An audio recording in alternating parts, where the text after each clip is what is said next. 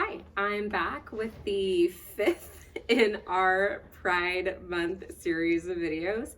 This is historical fiction, which is one of my most favorite genres, but I held myself back.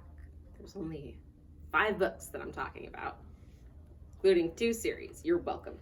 So, first, we have one of my most favorite books of the last few years. This is Like a Love Story by Abdi Nazemian, and it is contemporary historical fiction. It takes place in 1989 and 1990 during the height of the AIDS crisis. And it felt then like the entire gay community was dying. It's really important to note that we lost a generation and the government was not doing anything about it at the time.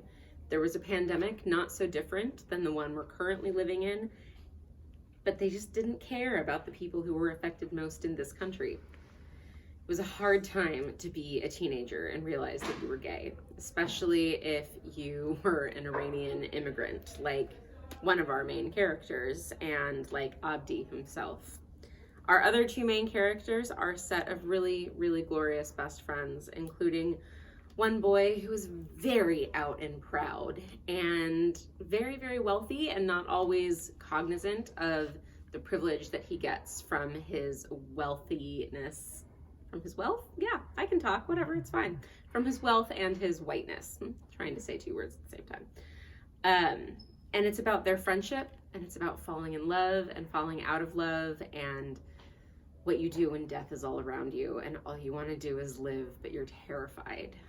I met Abdi a few years ago, right before the book was published, and he is one of the nicest authors I've ever met. I almost cried when I told him how much I loved his book. He almost cried when I told him how much I loved his book. We hugged, it was glorious, and I can't wait to meet him again. So next up, we have Aristotle and Dante, Discover the Secrets of the Universe. You may have been forced to read this in school. If you're very lucky, I did not get to read anything this awesome in school. As you can see, it is a multiple award-winning book. It's by Benjamin Alire Science. And y'all, the sequel comes out this fall. This book is like 10 years old. No one thought there would be a sequel, but there's a sequel. So, like a Love Story, it takes place in the late 1980s, and unlike Like a Love Story, it takes place in Texas, which is very, very different than Manhattan. And we have 2 boys who are best friends-ish, and then they start falling in love.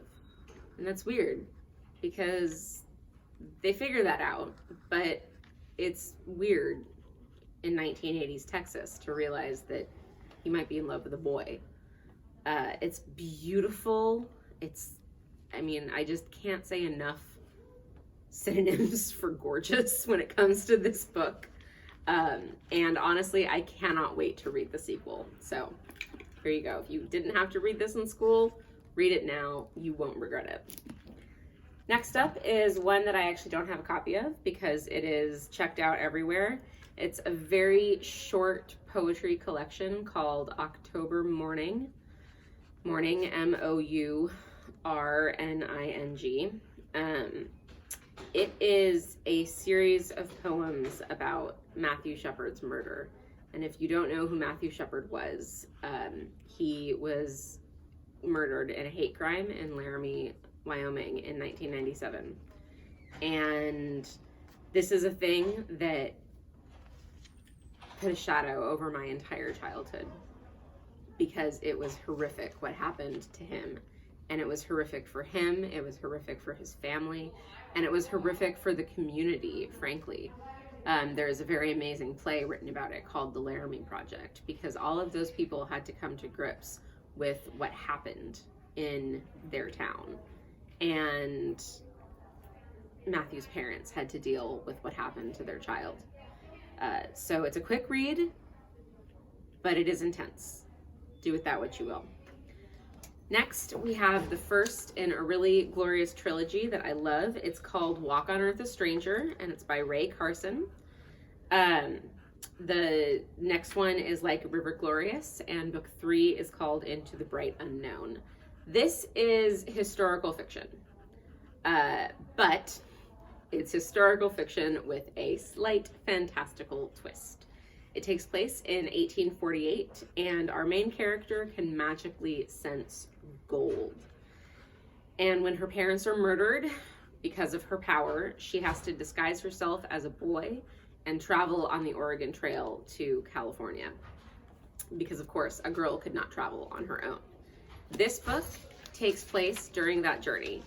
And traveling the Oregon Trail was at times very, very difficult and harsh. And this book does not shy away from that at all.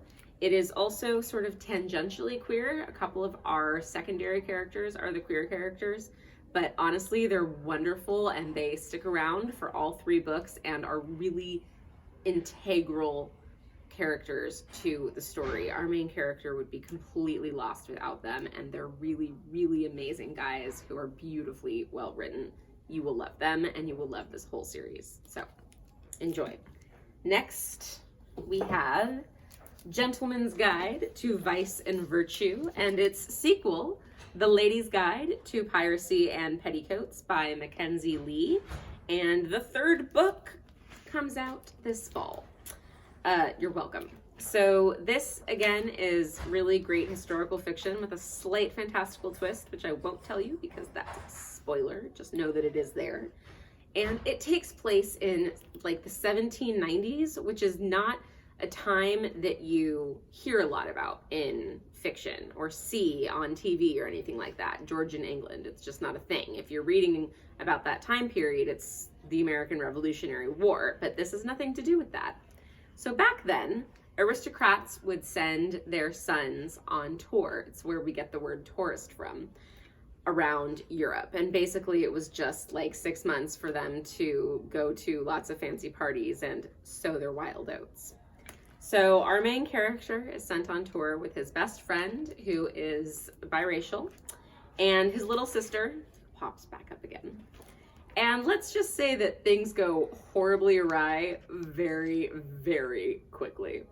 It is such a fun romp, and honestly, I really, really enjoyed both of these books, and I really can't wait for book 3 to come out because it plops us into the future, and we're gonna get to see what happens to these characters as adults, which I thought was kind of surprising. I mean, that's a slight spoiler alert, but not really. So enjoy, and I'll see you at the library.